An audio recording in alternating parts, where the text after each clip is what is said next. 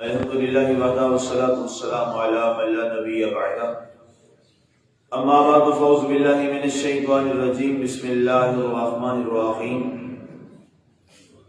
ان الذین یبایعونک انما یبایعون اللہ ید اللہ فوق ایدیہم فمن نکث فانما ینکث علی نفسہ ومن اوفى بما عاهد عليه الله فسيؤتيه اجرا عظيما۔ بے شک وہ لوگ جو آپ کی بیعت کرتے ہیں بے شک وہ اللہ ہی سے بیعت کرتے ہیں، اللہ کا ہاتھ ہے ان کے ہاتھوں پر، تو جس شخص نے اس بیعت کو توڑ دیا تو بیعت توڑنے والے کا وبال اسی پر ہوگا، اور جس شخص نے اللہ سے کیے ہوئے عہد کو پورا کیا ان قریب اللہ اسے اجر عظیم سے نوازے گا۔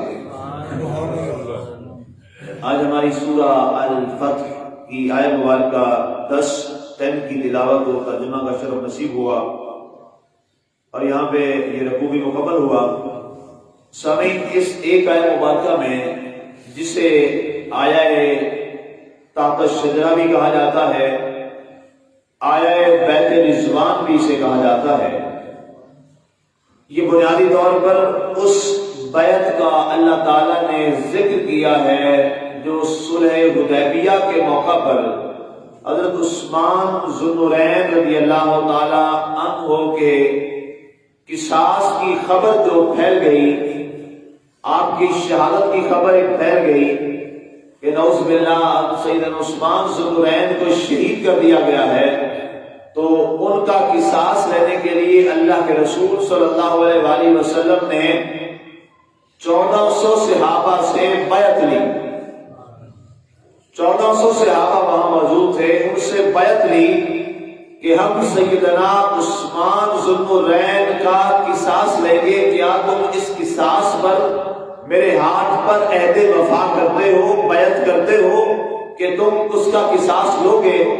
تو تمام صحابہ کرام رضوان اللہ تعالی علیہم اجمعین نے دست رسول صلی اللہ علیہ وآلہ وسلم پر بیعت کی، اور سرکار نے بیعت لی اس بات پر کہ سارے لوگ جب تک عثمان کا بدلہ نہیں لیں گے واپس نہیں جائیں گے۔ اب یہ بیعت رضوان، بیعت تحت الشجرہ اس لیے کہا جاتا ہے کہ درخت کے نیچے سرکار نے یہ بیعت لی تھی، تو اسے کہا جاتا ہے وہ بیعت جو درخت کے نیچے لی گئی تحت الشجرہ۔ بیعت رضوان بھی اسے کہا جاتا ہے۔ اب ارشاد ہوا کہ ان الذین یبایعونک انما یبایعون اللہ۔ اب بیعت لینے والے سرکار دو عالم نور مجسم صلی اللہ علیہ وآلہ وسلم تھے۔ سرکار نے اپنا دست مبارک جو ہے وہ دایاں ہاتھ مبارک، دست یمین جو ہے وہ آپ نے ایسے کیا، اور تمام صحابہ کرام آپ کے دست مبارک کے اوپر ہاتھ رکھتے گئے اور بیعت کرتے چلے گئے، اور جب مکمل ہو گئی تو سرکار نے اپنا یہ والا ہاتھ فرمایا یہ عثمان کا ہاتھ ہے، نیچے بھی سرکار کا ہاتھ اور سب سے اوپر سرکار کا ایسے ہاتھ۔ تو جب اللہ تعالیٰ کے رسول صلی اللہ علیہ وسلم نے ان کے ہاتھوں پر اپنا دست مبارک رکھا تو اللہ تعالیٰ نے اس منظر کو بھی قیامت تک کے لیے محفوظ فرما لیا۔ آیت اتار کے فرمایا پیارے حبیب ان الذین یبایعونک، پیارے حبیب یہ جو صحابہ آپ سے بیعت کر رہے ہیں ان کو یہ اعزاز ہم دے رہے ہیں، انما یبایعون اللہ، یہ آپ سے بیعت نہیں کر رہے، یہ براہ راست اللہ سے بیعت کر رہے ہیں۔ اب گویا بیعت رسول بیعت خدا بن گئی، بیعت مصطفیٰ بیعت خدا بن گئی، اور آگے بھی اعزاز کیا دیا ید اللہ فوق ایدیہم، ان کے ہاتھوں پر اللہ کا ہاتھ ہے۔ اب اس میں تھوڑا سا آپ کو اس کی وضاحت میں قریب ترین لے آؤں جو صوفیاء نے اس کی وضاحت کی ہے۔ نیچے تو سرکار کا ہاتھ مبارک، دست مبارک، اس کے اوپر سارے صحابہ ہاتھ مبارک رکھتے گئے۔ اب سارے ہاتھوں کے اوپر کس کا ہاتھ تھا؟ سرکار کا ہاتھ تھا۔ اب اللہ تعالیٰ نے اس کو کیا فرمایا؟ ید اللہ، ہاتھ تو سرکار کا تھا، ید رسول تھا، یوں ہوتا ید رسول، لیکن اللہ نے کیا فرمایا؟ ید اللہ، اللہ کا ہاتھ. گویا اللہ تعالیٰ نے مصطفیٰ کریم علیہ الصلوۃ والسلام کے ہاتھ کو اپنا ہاتھ قرار دے دیا.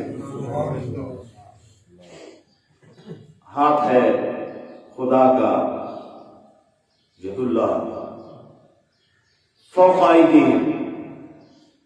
اس کی وضاحت آپ تفسیر اگر میں آپ کو واپس لے جاؤں، سورہ بہت پرانا آپ کو واپس جانا پڑے گا. سورہ نساء میں ایک آیت ہم نے پڑھی تھی، درس مبارک اس کا آپ نے سنا تھا، من یطع الرسول فقد اطاع اللہ. یہ سورہ نساء کی آیت مبارکہ 80 کا 10 میں آپ کو بہت پرانا یاد کروا کہ جس نے رسول کی اطاعت کی، تحقیق اس نے اللہ کی ہی اطاعت کی. گویا اطاعت رسول کو اللہ نے اطاعت خدا قرار دیا ہے، اطاعت الہی قرار دیا ہے. جیسے رسول کی اطاعت کرنے والا اللہ کی اطاعت کر رہا ہے، گویا یہاں بھی رسول اللہ سے بیعت کرنے والا خدا سے بیعت کر رہا ہے. اب یہ بیعت کا جو سلسلہ ہے، آج اس وقت جو ہمارے صوفیاء، ہمارے بزرگان دین، اولیاء کاملین جو بیعت فرماتے ہیں، یہ بیعت کا سلسلہ بنیادی طور پر اسی بیعت رضوان کا ایک حصہ ہے، اور یہ سلسلہ آج تک چلا آ رہا ہے. سادات کرام سب سے پہلے کوشش یہ کریں کہ یہ بیعت کا سلسلہ وہاں سے جڑے جس کا تعلق براہ راست سرکار دو عالم صلی اللہ علیہ وسلم کے خون مبارک سے. ہمارے صوفیاء نے، متصوفین نے اس پر بہت تفصیلی بحث کی ہے کہ شرف سعادت اور سیادت مصطفیٰ جو ہے وہ کسی اور میں نہیں آ سکتا. یہ بات طے ہے. جیسے ہمارے ہاں ہم لوگ خاندان پہ، اپنے قبیلے پہ فخر کرتے ہیں، لوگ اپنی قوم پر فخر کرتے ہیں، لوگ اپنی قوم کو لکھتے ہیں، اس کا ذکر کرتے ہیں، اور اپنے بڑوں کا نام لے کے اس پہ فخر کرتے ہیں. بتاؤ، جو دنیا کی قومیں ہیں جن کی کوئی حیثیت نہیں ہے، وہ اپنی قوم پر فخر کرتے ہیں، تو جس کا شجرہ اور قوم مصطفیٰ سے ملے اس کا کتنا فخر ہو. آل رسول جس کا شجرہ مصطفیٰ سے ملے. ہم تو کہتے ہیں نا ہمارا وہ بڑا تھا اس نے یہ کام کیا، ہمارا وہ بڑا تھا اس نے یہ کام کیا، اور سید زادہ کیا کہے گا؟ میرا بڑا مصطفیٰ ہے. تو بتاؤ اس کے برابر پھر کوئی بات رہے گی؟ تو اس لیے بزرگان دین نے سب سے پہلے وہ با کردار، با اخلاق اور با عمل سادات کرام جن کا سلسلہ ہے باقاعدہ طور پر، ان میں بیعت کرنے کو سب سے افضل اور اولا قرار دیا. لیکن اس کے علاوہ جو بھی بزرگان دین ہیں، نیک ہیں، صلحاء ہیں، اور وہ اللہ اور اللہ کے رسول کے دین کا صحیح معنوں میں عکس ہیں، ان کے ساتھ جو بیعت کا سلسلہ جن کا چلا آ رہا ہے، اس نے بیعت کے ساتھ ان کی بیعت کرنا جو ہے یہ ایمان کی حفاظت کے لیے بہت ضروری ہے. حضرت با یزید بسطامی رحمۃ اللہ علیہ تعالیٰ ان کے حوالے سے یہ بات بڑی مشہور ہے کہ آپ ایک دفعہ نماز پڑھنے گئے تو امام صاحب جماعت کروا رہے تھے، تو آپ ان کے پیچھے نماز ادا نہ کی، آپ نے الگ اپنی جماعت کروائی اور نماز ادا کی. لوگوں نے کہا کہ حضرت آج خیریت ہے، آپ نے ان کے پیچھے نماز ادا نہیں کی. آپ نے فرمایا میں جو کسی صاحب طریقت کا بیعت نہ ہو اس کو میں اپنا امام نہیں بناتا. اللہ ان کا دی وجہ آپ نے فرمایا جو خود کسی امام کے پیچھے نہیں ہے اس کو میں اپنا امام کیسے بنا لوں. اندازہ کر لیجیے یہ بزرگان دین کا، اور صوفیاء کی کتب میں یہ بات موجود ہے، من لیس لہ شیخ فشیخہ الشیطان، جس کا کوئی شیخ طریقت نہیں ہوتا اس کا شیخ پہ شیطان بن جاتا، اس کا رہنما شیطان بن جاتا. ہمارے علماء، صلحاء جو بھی، ان کے ساتھ ایک تعلق جو ہے وہ ضرور ہونا چاہیے. اس کی وضاحت میں فوائد الفواد ایک بڑی مشہور تصوف کی کتاب ہے، کشف المحجوب شریف، حضور دادا صاحب رحمۃ اللہ تعالیٰ کی بڑی مشہور کتاب ہے، اس کو پڑھا جا سکتا ہے، تو اردو میں وہ مل جاتی ہے۔ اس کے علاوہ میرے پاس ایک بڑی ہے، بہت بڑی شرافہ کتاب ہے، قلب سلیم تصوف کی، بہت خوبصورت اس حوالے سے یہ کتاب ہے، انشاءاللہ پہلی خط ہوگی، نہیں انشاءاللہ چھپوائیں گے اس پہ۔ تو اس میں بہت ساری کتابیں ہیں تصوف پہ، تاکہ پتہ چلے کہ یہ بیعت ہے کیا۔ بنیادی طور پر یہ بیعت کا جو طریقہ ہے یہ چلتا چلتا چلتا یہ سلسلہ کہاں تک پہنچتا ہے؟ جناب سیدنا محمد رسول اللہ صلی اللہ علیہ وآلہ وسلم پر۔ یہ بیعت کا ایک سب نے کربلا میں بھی دیکھا، جب سارا معاملہ ہوا تو امام حسین نے جب چراغ گل کر دیا تھا، چراغ بجھا دیا تھا، فرمایا جس نے جانا ہے وہ چلا جائے، اور جس نے میرے پاس رہنا ہے وہ اپنی شہادت کی بیعت کرے میرے ساتھ، یہ مجھے چھوڑیں گے نہیں۔ تمہیں اجازت ہے، تم جو جانا چاہتے ہو چلے جاؤ، لیکن میرے ساتھ رہو گے تو پھر شاید تمہیں بہت بڑی قربانی دینا پڑے گی۔ تو جب چراغ کچھ دیر کے بعد روشن کیا گیا تو یہ کمال مرید تھے، سارے کے سارے وہاں پر حسین پاک کے پاس موجود تھے۔ یہ بیعت کا ہی معاملہ تھا، کوئی اور ریاست کی بات نہیں تھی۔ یزید سے لڑائی کا معاملہ یہ تھا، یزید نے صرف ایک اہم بات تھا، یزید کو یہ نہیں تھا، یزید کہتا تھا امام حسین سے آپ ایک دفعہ میرے ہاتھ پر بیعت کر لیں۔ اب یہ بیعت کی جو بات کرنے لگا ہوں یہ اتنا بڑا اہم مسئلہ ہے، حسین پاک نے سارا خاندان ذبح کروا دیا لیکن بیعت نہیں کی، بیعت نہیں کی۔ آج لوگ یزید کی دفاع میں بڑی باتیں کرتے ہیں، بدبخت لوگ، تو ہم تو پھر ایک ہی کہتے ہیں ٹھیک ہے تم یزید کے مرید بن جاؤ، ہم حسین کے مرید ہیں۔ اگر اتنا ہی تمہیں اچھا لگتا ہے یزید اور کہتے ہو کہ جناب یزید یہ ہے وہ ہے اور اس کی صفائیوں میں بات کرتے ہو، تو جناب تم کہو ہم یزید کے مرید ہیں، اور ہم ڈنکے کی چوٹ پہ کہیں گے ہم حسین پاک کے مرید ہیں۔ آپ کو کہے نا دنیا میں ہم یزید کے مرید ہیں، کہہ کے دکھائے، پھر دیکھیں دنیا والے اس کے ساتھ کرتے کیا ہے، اور دنیا میں خدا اس کا انجام کیا کرتا ہے۔ خود جیسے وہ کتوں کی طرح بھونکتا ہوا مر گیا تھا اور اس کے حواری بھی مر گئے تھے، اور حسین پاک رضی اللہ تعالیٰ عنہ اور آپ کے ساتھی ان کا معاملہ کیا ہوا؟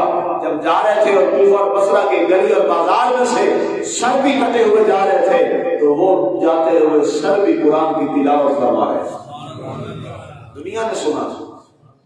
یہ بیعت کا سلسلہ امام حسن پاک سے بھی ہوا، امام حسین پاک سے بھی ہوا، اور یہ سلسلہ آگے امام زین العابدین پاک سے ہوا، یہی سلسلہ آگے جناب سیدنا امام باقر سے ہوا، جناب سیدنا امام جعفر صادق سے ہوا، جناب سیدنا امام موسیٰ کاظم سے ہوا، اور یہ سلسلہ بیعت سارا۔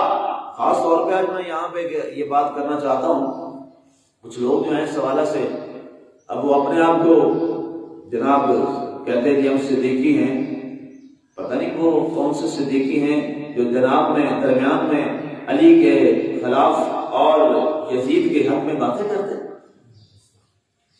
استغفر اللہ استغفر اللہ، کہتے جی ہم یزید کے بارے میں ہم اس کو جہنمی نہیں سمجھتے۔ استغفر اللہ استغفر اللہ استغفر اللہ، یہ دن بھی ہم نے دیکھنا تھا۔ اور انہوں نے کتاب جناب اس پہ لکھی، تو آگے ساتھ انہوں نے اپنے نام کے ساتھ لکھا ہوا نقش بندی۔ میں نے کہا خدا کا خوف کرو، نقش بندیوں کا سلسلہ تو امام جعفر صادق کے بغیر پورا ہی نہیں ہوتا۔ امام جعفر صادق کا درمیان میں حوالہ نہ تو معاملہ ہی پورا ہوتا۔ جتنے صدیقی اور نقش بندی ہیں ان کا سلسلہ امام جعفر صادق سے جا کے ملتا ہے، اور پھر یہ سیدنا صدیق اکبر تک جاتا ہے۔ تو میں نے کہا کہ ان کو چھوڑ کر تم نام کے ساتھ کیسے لکھ لو گے یہ بات؟ یہ آج ایک پورے پلان کے ساتھ یہ سعودی عرب میں بیٹھے ہیں، انہوں نے پورے پلان کے ساتھ اہل بیت کے خلاف ایک محاذ کھڑا کر رکھا، اور یزید کے حق میں کتابیں لکھوا رہے ہیں۔ یزید کے حق میں ایک کتاب چھپی ہے جناب، یزید جنتی، استغفر اللہ استغفر اللہ استغفر اللہ۔ اس لعنتی کے بارے میں کتاب ہے، ابن جوزی نے لکھی ہے، بڑی مشہور کتاب، عربی میں میرے پاس لائبریری میں پڑھی ہے۔ آپ نے باقاعدہ طور پر فرمایا کہ جب یزید کا نام لو تو ساتھ کو لعنت اللہ علیہ، اللہ کی لعنت ہو اس پر۔ تو یہ بیعت کا جو سلسلہ ہے یہ وہاں سے چلا آ رہا ہے، اور تمام صحابہ نے، چاروں خلفاء جب ان کی خلافت آئی تو سب سے پہلے سرکار کے بعد جس نے بیعت لی وہ کون تھے؟ جناب سیدنا صدیق اکبر رضی اللہ عنہ۔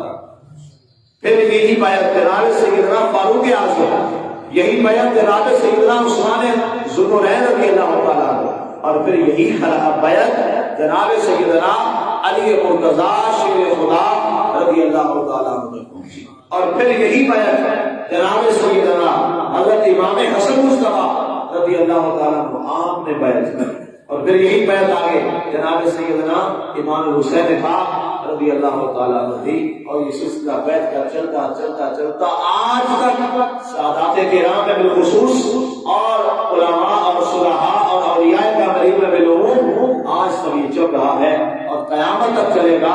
اور آخری بیعت جو سب سے اہم بیعت ہوگی وہ بھی سرکار کی نسل پاک کے شہزادے کے ہاتھ پہ ہوگی، اور وہ بیعت امام مہدی علیہ السلام۔ آغاز بھی بیعت سے ہوا اور اختتام بھی بیعت امام مہدی علیہ السلام پر ہو جائے گا۔ اللہ تعالیٰ کی ذات ہمیں نیک اور صالحین کی یہ سنگم اور صحبت نصیب فرمائے تاکہ شیطان کے چنگل سے محفوظ رہیں۔ اللہ تعالیٰ ہم سب کا حامی و ناصر ہو، آمین۔ وما علینا الا البلاغ۔